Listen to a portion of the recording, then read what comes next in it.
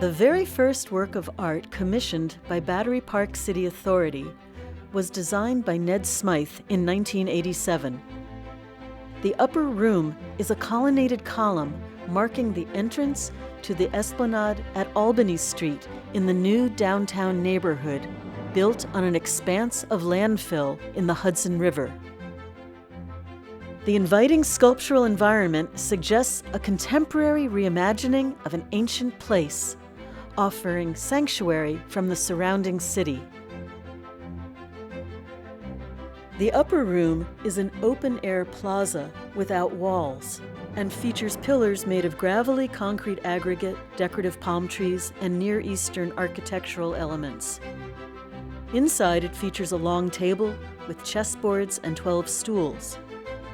Designed to be both functional and symbolic, the upper room offers harmony and a place for rest and contemplation overlooking the Hudson River. Smyth's work is often informed by archaeological sites, temples, cathedrals, and past sculptural periods and details.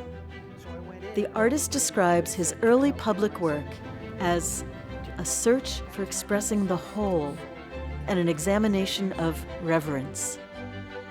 To get an idea of where this piece came out of, my father, who was an art historian, Renaissance scholar, we went to Italy.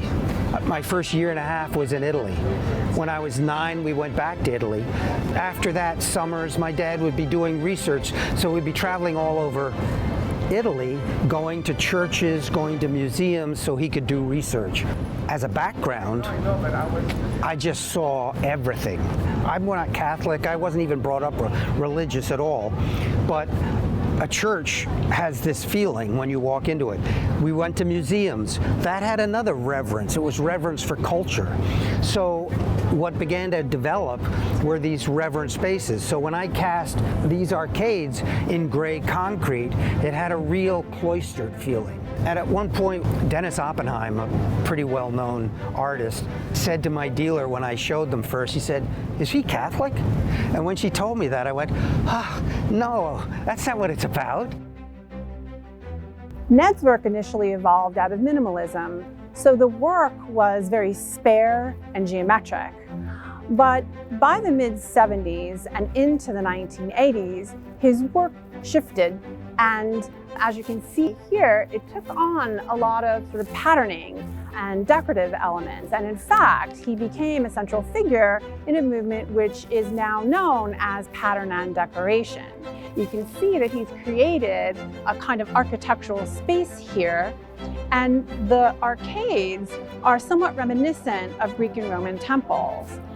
I always wanted to make, even if it was an object on the wall made up of concrete 2x4s leaning, making a wall, and then maybe a concrete arch, and then a distribution of pieces on the floor, it was more environmental. It kind of came as a kid in Piazza Navona eating an ice cream, and there's a Bernini fountain, and behind it, this amazing church with sculpture and architecture. And that was daily life. So early on with the galleries, I was making environments. We're in this architectural space, but you can see behind me, this very long table is actually very reminiscent of the tables one sees in paintings of the Last Supper.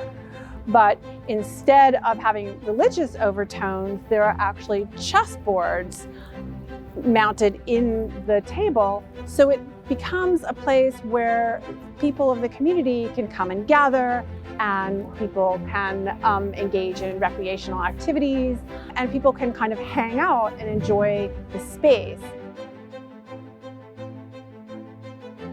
Visit Battery Park City in Lower Manhattan and see almost 24 examples of the art of our time, from installations and landworks to sculpture and memorials.